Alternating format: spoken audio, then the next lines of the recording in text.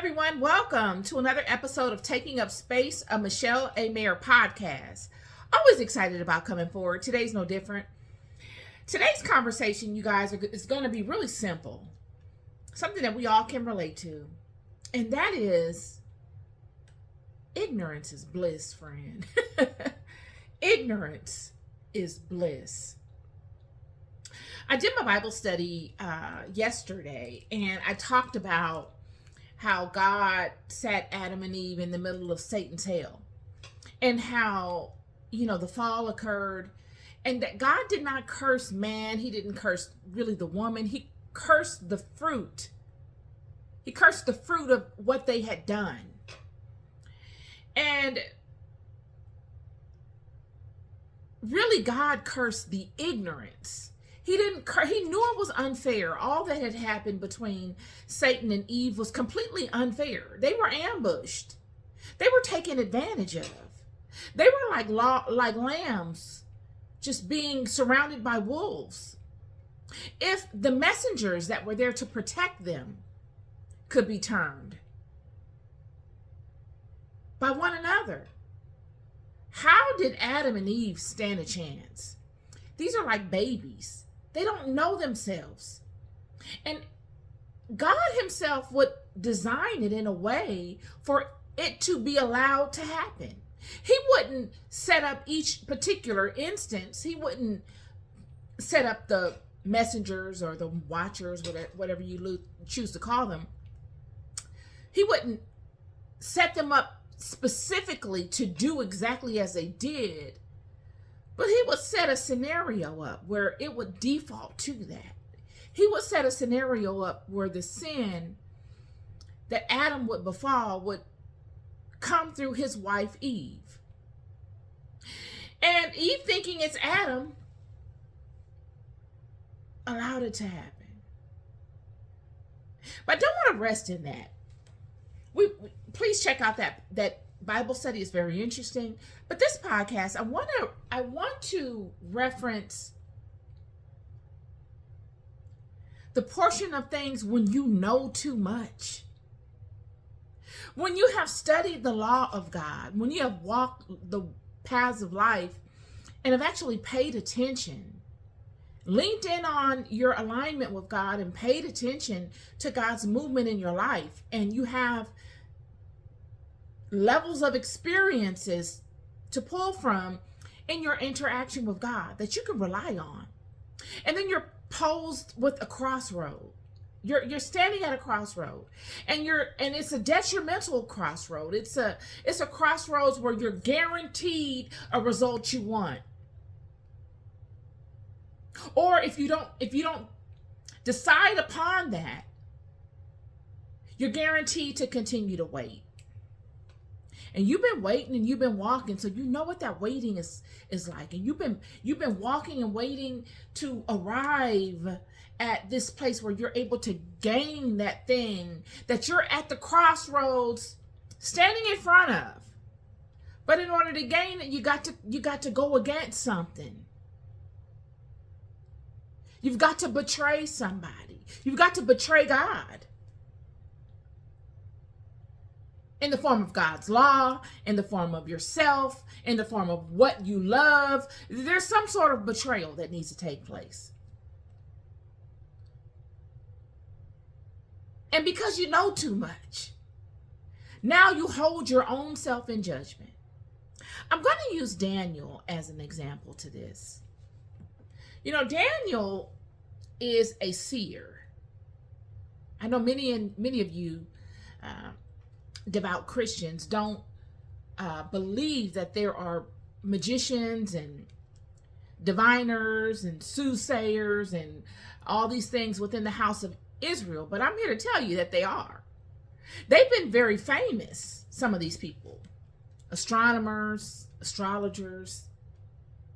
Abram himself, the father of the whole walk, was a man that knew how to forecast out the procession of the stars. He knew them by name. He could distinguish them by sight.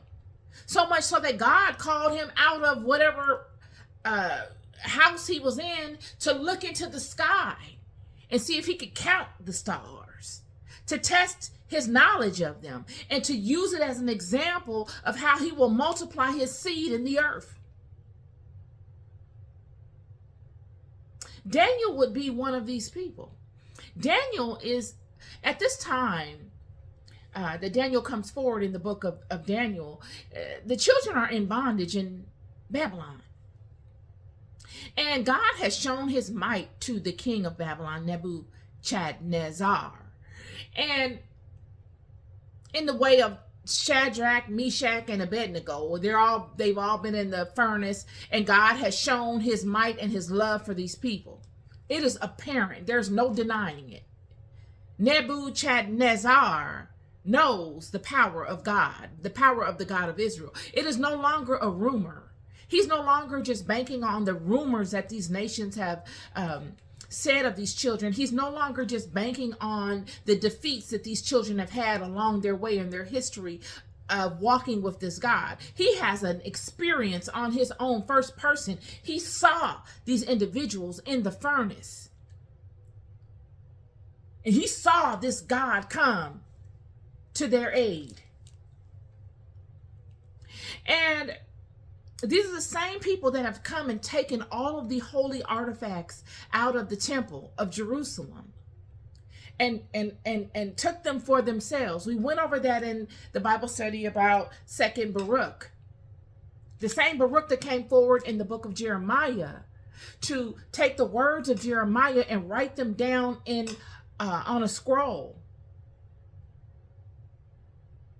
And all of these people, prophets, princes, children of the fallen ones, are in amazement, and they are petrified because they know that this is the hand of God. They're wondering, how did you write this? So who taught you how to do this? What language was this written in for you to be able to describe it in such text? I'm not even going to get all into that. I did that on my Bible study. Please check out the Bible study I did on Jeremiah and Tahuti. So these nations know of this God, especially Nebuchadnezzar, king of Babylon. And the children are now under the rule of Babylon. Temple of Jerusalem has been destroyed. The holiest of holies has been sunken into the ground by 4 angels in the presence of God, because it was so holy. You are of a mighty house. I don't know how else to tell you this. I can't even describe it. I pray that God give me the wherewithal to communicate this as effectively as I know it. You don't know the might of your house. And that is a huge problem. You are of a majestic and a mighty regal house. A house like no other house, friend. A renowned house.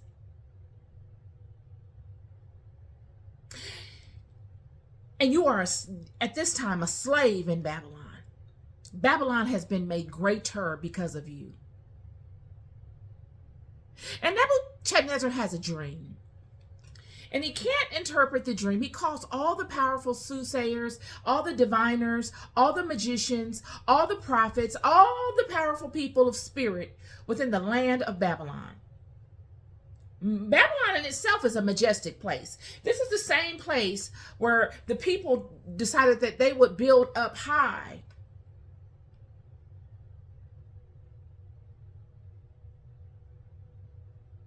And God came down and destroyed and scattered the people all across the world.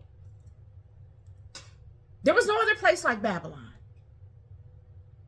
When Babylon fell, it was a huge deal. Babylon has fallen, Babylon has fallen, Babylon has fallen. It was a huge deal.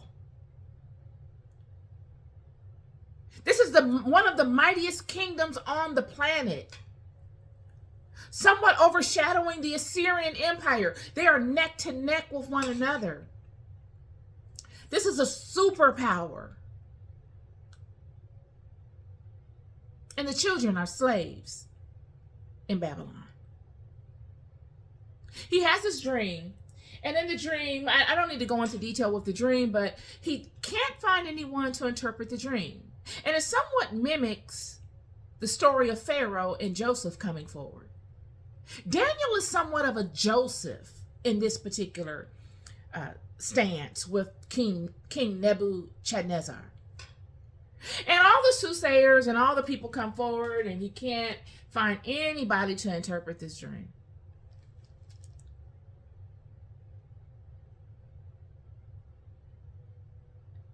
And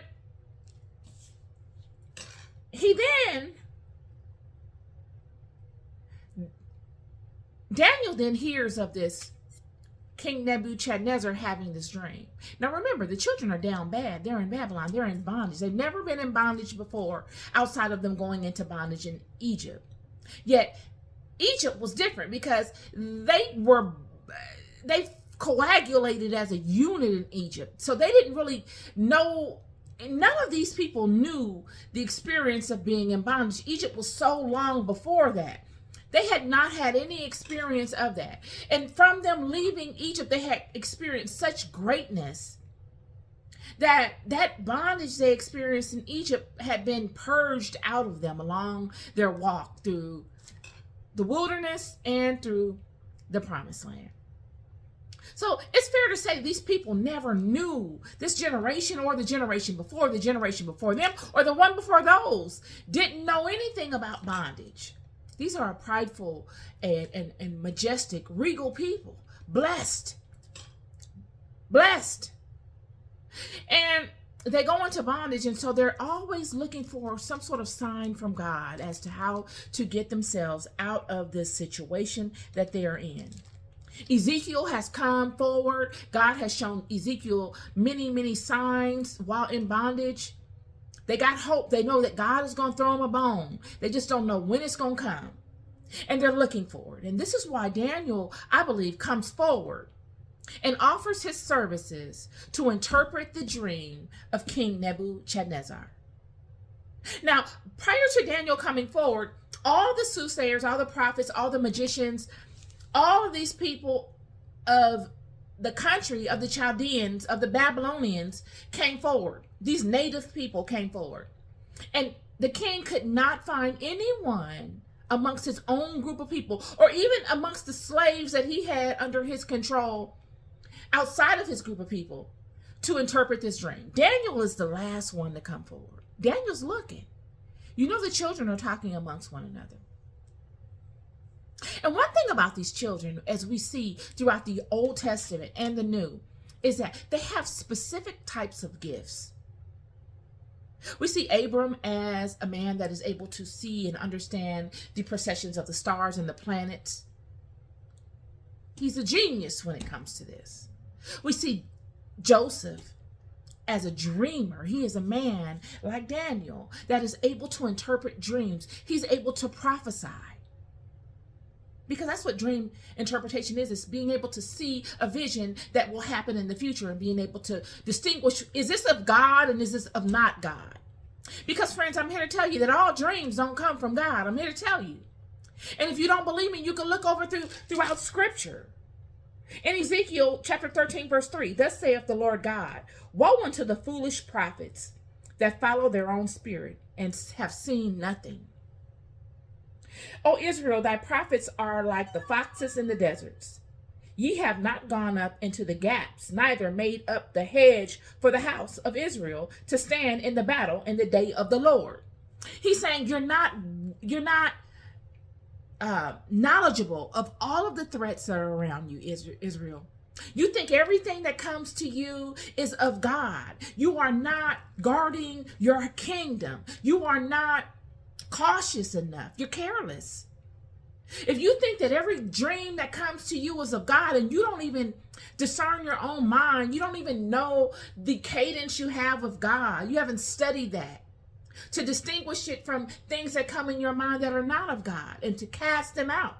Do you know the science of being able to test a thing to see if it is of God or not? And that's my question to many of you. Do you know the science of this? You can test a thing. See, when God sends you a dream, friend, That thing is fixed. God said in Second Enoch, I believe it's chapter 30, his word is prepared. He doesn't fluctuate, friend. There's no, okay, I'm going to change it this time for you. I'm going to go against my word this time for you. It is prepared. Surely a thing can change, but God will have to impose a new situation upon that thing to buffer it or to counter it. He must allow it to happen and then counter it with something else. He doesn't go against his word. It's the same way with the dream. When God sends you a dream, friend, it is what it is. But when the enemy sends you a dream, friend, you can change that thing. You can change that thing. Do you know the science of how to do that? And this is what the scripture is saying. This is what Ezekiel is speaking to. He's saying, ye have not gone up into the gaps. You haven't found the weak spaces within yourself, within your house, and fortified them. You only pay attention to the structures that are sound, the things that you know.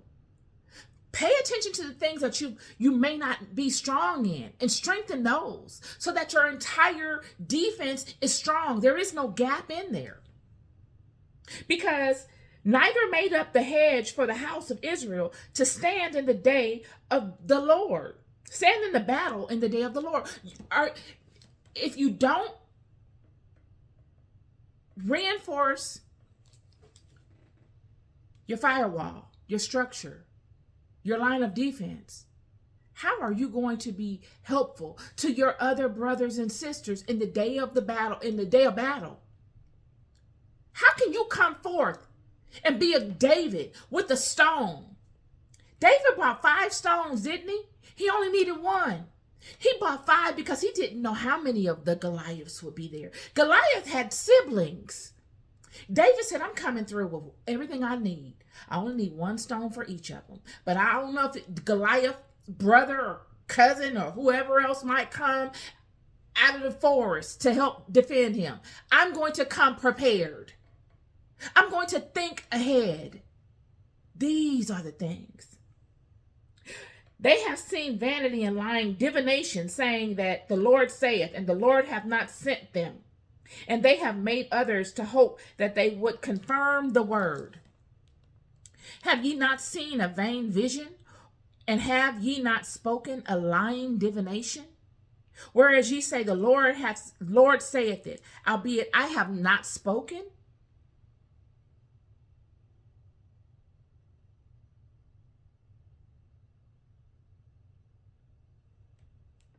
God is not saying that any of these things are wicked. All of these people, look, Nebuchadnezzar calls forth Daniel. And he says to Daniel,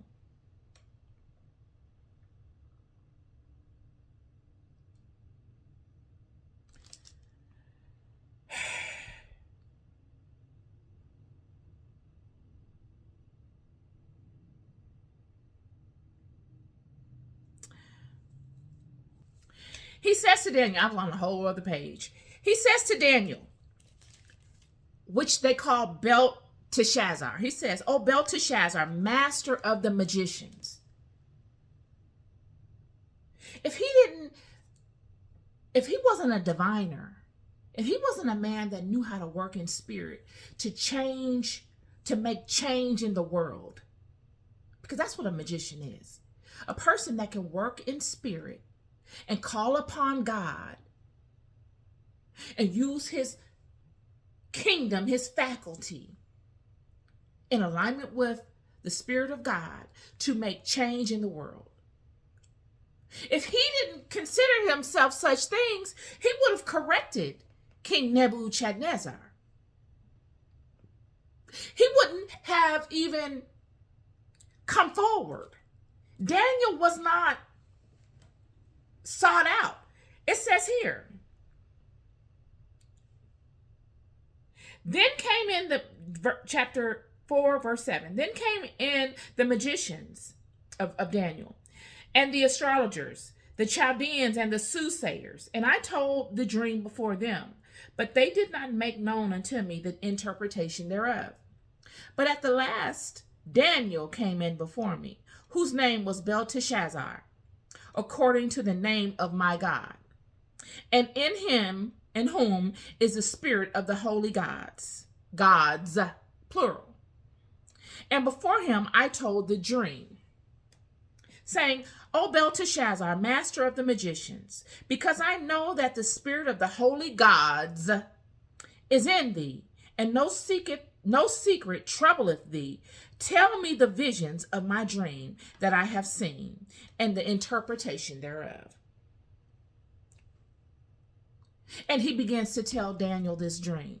Never does Daniel say, no, I don't, this is not me. I don't serve this and I don't do that and I don't do this. He didn't go through that. He just, boom, defaults into the dream. But I don't want to get stuck on that. I just want to throw that out there because many people seem to think that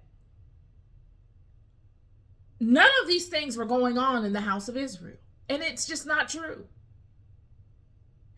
The spiritual systems that we are seeing written about, the spiritual ways that we see written about in this Bible, the way Moses, the way Daniel, the way Joseph, the way Abraham, the way Jeremiah, the way Baruch, the way Joshua, the way Jesus, the way Isaiah. I can go all of them. Went about it. You wouldn't relate to it. It doesn't look anything like the way that we show homage to God nowadays. It does not look like that. One group would not relate to the other. If all of those people were here in the world today and going about their interaction with God, even the Essenes, even the Gnostics, even the Nazarites, all of them that create the foundation of Judaism, which is the mother of Christianity, would not relate to the way that we do things, and we would not relate to the way that they do things. Completely different. But nonetheless, Daniel hears King Nebuchadnezzar's dream. And this is where it gets very critical. Because this is where your knowing come in at. What set Daniel apart from all of the soothsayers and the diviners and all the magicians of the king's house or the king's court was a knowing, y'all. Daniel didn't need to be the first in line. Daniel was observing. Daniel is saying, okay, we down bad. We know our God. We know he's going to throw us a bone. I saw that what Ezekiel prophesied, God has something in store for us. We just need to be ready. We need to continue honing in on our skills, and we need to be ready. We don't need to get ready. We need to get ready while we are waiting, so that when the word of God shows up, we're ready. And Daniel is the type of person that stayed ready. He's like a Joseph. He loved what he did. That's the thing with the calling. A calling is something that you just love. It's not heavy. It doesn't feel like a job. It doesn't feel burdensome. It can become burdensome because of the different situations that you are put in because of your calling. But your calling itself feels like joy. Doing it it makes you feel better to stand in it and do it. This is Daniel. Daniel comes forth on his own after he's heard everything everybody said. He's heard everybody's interpretation. You know, the backdrop people. All the magicians know each other. All the soothsayers know each other. All the diviners know each other. All the prophets know each other. So Daniel's ear hustling, like Joseph. He's proven himself amongst his peers. They know about him. And he's hearing all what they said Nebuchadnezzar had said his dream was. And he comes forward. And his king tells him the dream.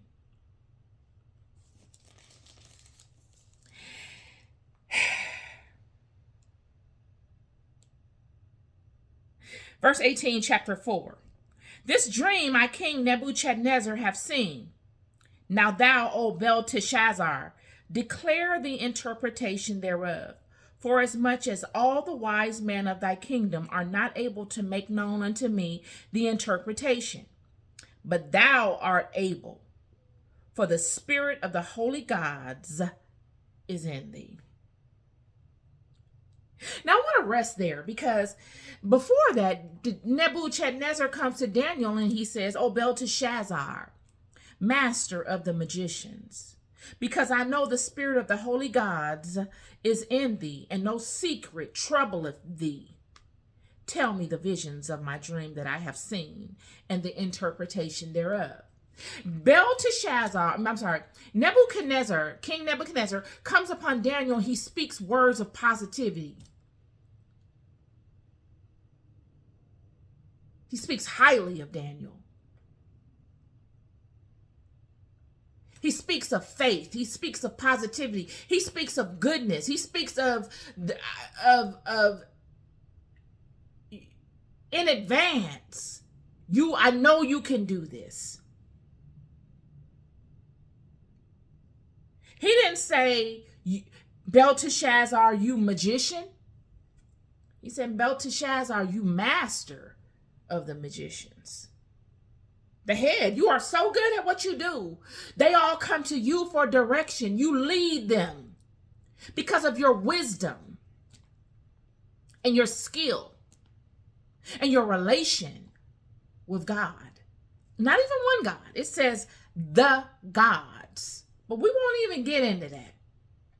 That could have been a thing that King Nebuchadnezzar spoke to, and Daniel allowed him to speak because he's under his control in his kingdom, and he knows that this king worships many gods. It could have been. Nonetheless, he comes and he says to him, no secret troubleth thee. Tell me the visions of my dream that I have seen and the interpretation thereof. You have the power to understand all that you see. The only thing that you fear, friend, and I've said this before, and the only thing that concerns you are things that you don't have a solution for. Things that you have a solution for don't trouble you. You have a solution to them. They're not foreign to you. The only things that trouble you are things that you don't have a solution for. Problems that you have not faced yet and annihilated. Things that you don't have a remedy to at that particular moment. And this is what will happen to Daniel. Daniel will hear the king's dream.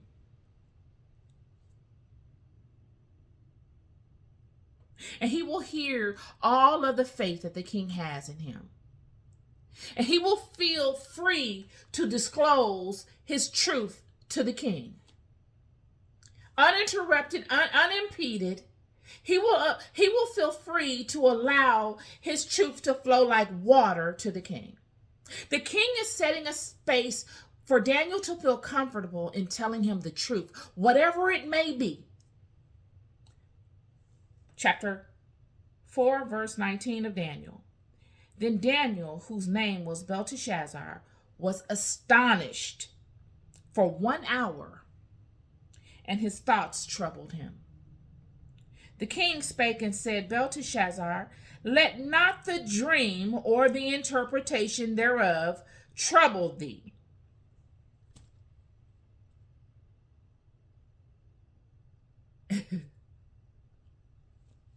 Now, by this point, y'all, the king has heard all of the other soothsayers, diviners, magicians, prophets come with their interpretation. So he has an idea of what could be heard, that Daniel could come forth and tell him what he has an idea of what Daniel may say. But he doesn't really know. But he wants the truth. The king wants to hear something truthful. He feels like, I'm at a place where I can handle what will come. I just need the truth.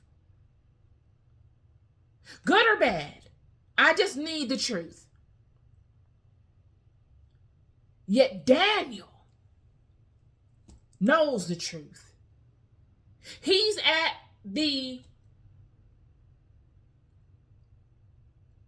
a situation where he's dependent on this king. Not just him, his entire house. They're in bondage under this king. And this king is somewhat of a merciful king to the children of Israel. After seeing Shadrach, Meshach, and Abednego in the burning in the furnace, he's seen the might of this God. He knew the might of this God prior to. He feels blessed to have these children under his finger in bondage in his country. And seeing the movement of God lets him know that this God still cares about these people. So I can't just treat them any kind of way. So he's showing somewhat of care for the children. And the children see this and they feel like, okay, we're in bondage, but we could be worse off. We're in a place that, if we're going to be in bondage, we're in the best place that we can be. And now Daniel has come because Daniel is looking for a word from God to lift this weight off of him and his brethren, to get them out of this situation, to give him a bird's eye view as to what's really going on with God amongst this king. What is his intentions for them under this king? And whatever he can do to interpret this dream will get him that much more closer to the truth of God's intentions for this king, their kingdom, thus the children of Israel. And he hears this. And it troubles him. Because what Daniel will hear will be something that will not benefit this king. It will make this king sit in a corner. It will render him powerless. And it will pass the baton to this king's son. A transference of power will be incurred because of this dream. And Daniel is sitting there astonished, not because he cares about this king as much. He's astonished because he's trying to find out, how does this make sense to us? How do we fit into this? Where is God leading? Where is God going with this? God is giving the power to all of our enemies. And we may very well be in a worse situation than we are now. We may go from bad to worse.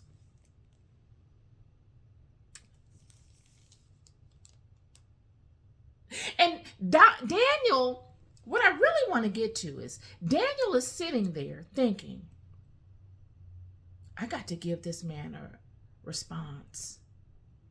But I've heard something that's totally contradictory to what I would ever think God would do. And I know how the wicked one moves. Daniel is a man of spirit. See, the thing is, a lot of times you can have faith, but you aren't spiritual. Having faith in something and being deeply entrenched in the world of spirit are two completely different things. What it takes to have faith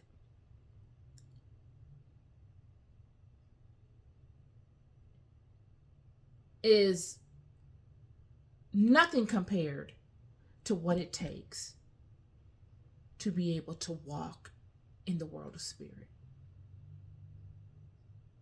Surely you must have faith. Faith is the first step in being able to have any type of spiritual cadence or relationship. But that's all it is. It's just the first step. Daniel is a very spiritual man. So Daniel knows all the tricks to the trade that come. Not all of them, because none of us know all of them. But Daniel knows some of the most important fundamentals to being able to have discernment within the world of spirit, because that is exactly what it is. Because it gets very tricky. Cunning is not even a strong enough word. I just spoke to in the Bible study how these spirits, these fallen ones, they lost rank. Sure, they lost rank in God's spiritual system, but they didn't lose their intellect. They didn't lose their spiritual cunning. Brilliant. The level of mastery of thought to be able to forecast out so many in such a distance as it relates to all the potential variables of a thing.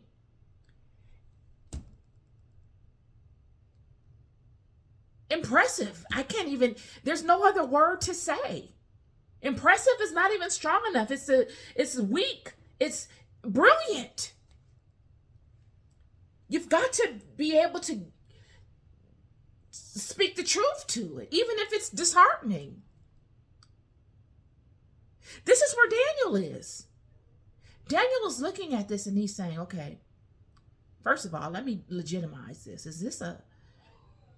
Is my interpretation of God, or is this of the enemy?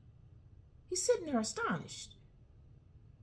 I'm sure he doubted himself for a moment and said, okay, let me bring up my firewall to clarify, to make sure that this is exactly what I'm feeling and getting from my internal system and my internal relationship with the divine. That's what he's sitting there thinking, y'all. He's doing a system check. Okay. Is everything intact? Have we been infiltrated? Because I got a word here. I just need to know it's the right word. Because I know many of the tricks of this enemy.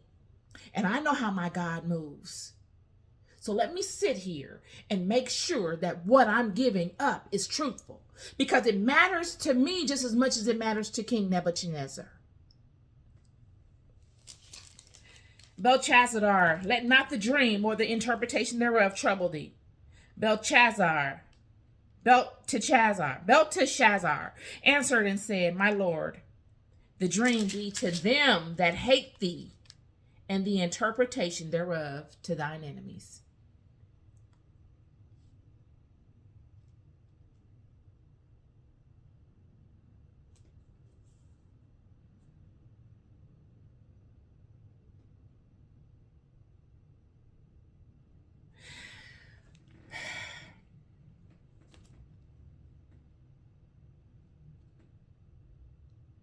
Meanwhile, Daniel is consulting the king and giving him guidance as to how he can buffer this blow. Because to us, really, it doesn't really matter what the dream was. I can go into detail with the dream, but the bottom line is that it did not benefit the king. This dream interpretation would not benefit the dream. Daniel was not afraid of his life. He wasn't like King Nebuchadnezzar was going to off Daniel for telling him this dream. Daniel is concerned about the dream because Daniel is in a situation where he and the entire house of Israel is dependent upon this king. And Daniel knows so much of the world of spirit, especially with this dream and this prophecy thing. This is where you get these false prophets. I don't believe that many of these false prophets came amongst the people intentionally deceiving the people. They legitimately probably saw a dream. But was it of God? Do you know how to test that thing? And if it's not of God, do you know how to change it? Because I just told you that if it's of God, friend, it's a done deal. There's nothing you can do about it. You have to do like Belteshazzar told the king. He said,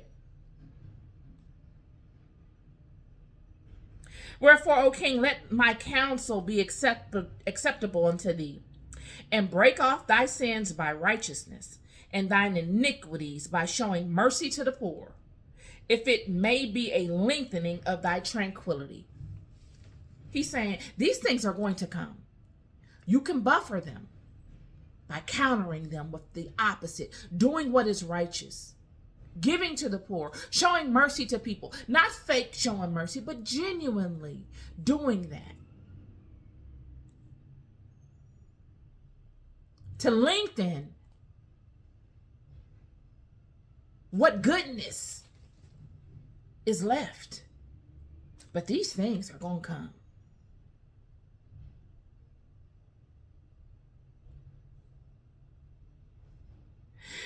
And that is my word to you today. So, many, like I said, many people, I don't believe that there are prophets that come amongst you and that come amongst you intentionally to mislead.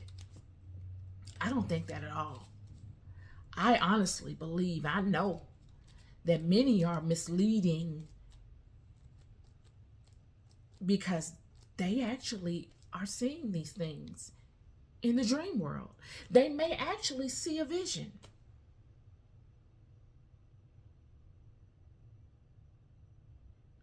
But that vision doesn't have to be from God, friend. God is not the only one that can send you a vision.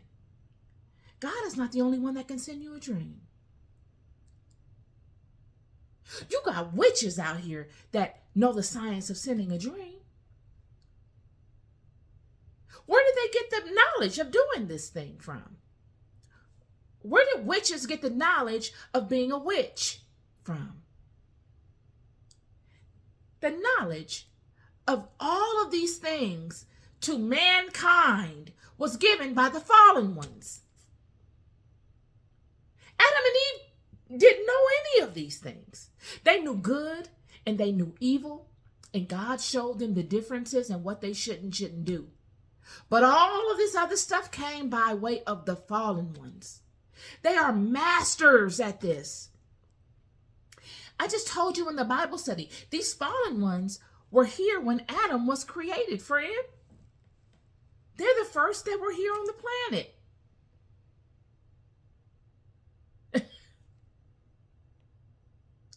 They got this thing down to a science. You think God is the only one that can send you a dream? If Satan can make himself look like an angel of light, he can't send you a dream.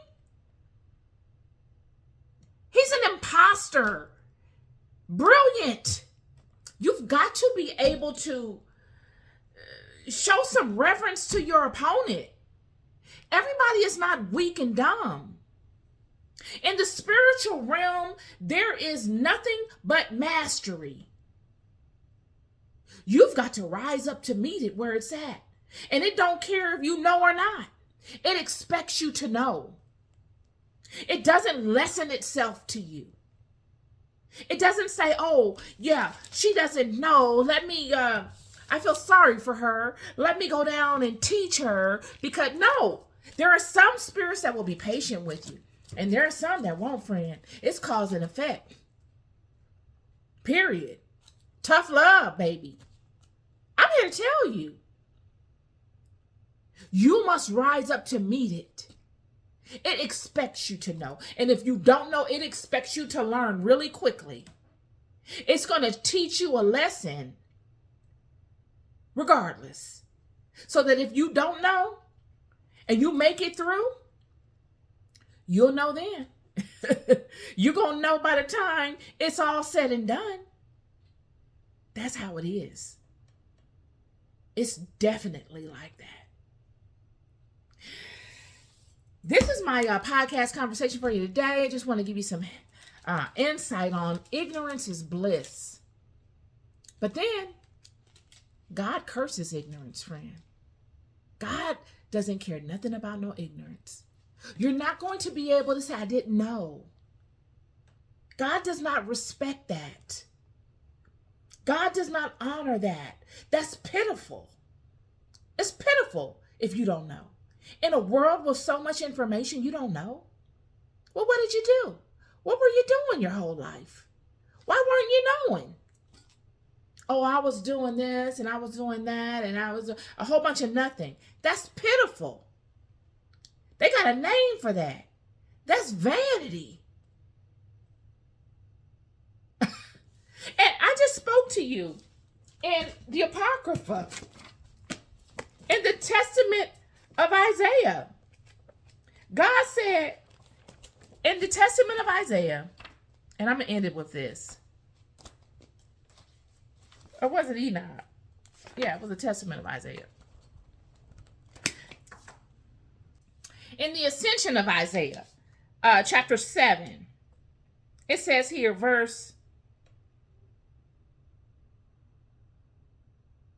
25, and I said to the messenger who was with me, for the glory of my appearance was undergoing transformation as I ascended to each heaven in turn. Nothing of vanity of the world is named here. In the heavenly realms, they don't speak to vanity of this world. The things that we get lost in that don't matter. So you mean to tell me when it's all said and done, any one of us are going to be able to go before God and say, you know, anything about anything having to do with vanity? It's going to be looked upon as ridiculous. It's that serious. They don't care about that.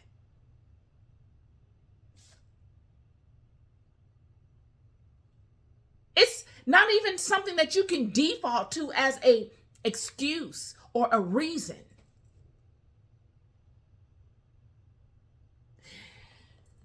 So it's important that we know these things. It's important, like it is said in the book of Ezekiel, that we fill in our gaps. All the gaps that we know that we have within ourselves, that we pay attention to them and we fortify them. We don't run from them and hide from them. We fortify them. We pay attention to them so that we strengthen our entire kingdom. So that when it's time for us to be useful to God and to our house, we can actually come forth and be useful. We can come forth like strange fruit amongst many that are not useful. We can be the one or many that are actually useful. And when you do, in a world such as we live in, it's so mirrored that you will look like a liar, like you're not what you are.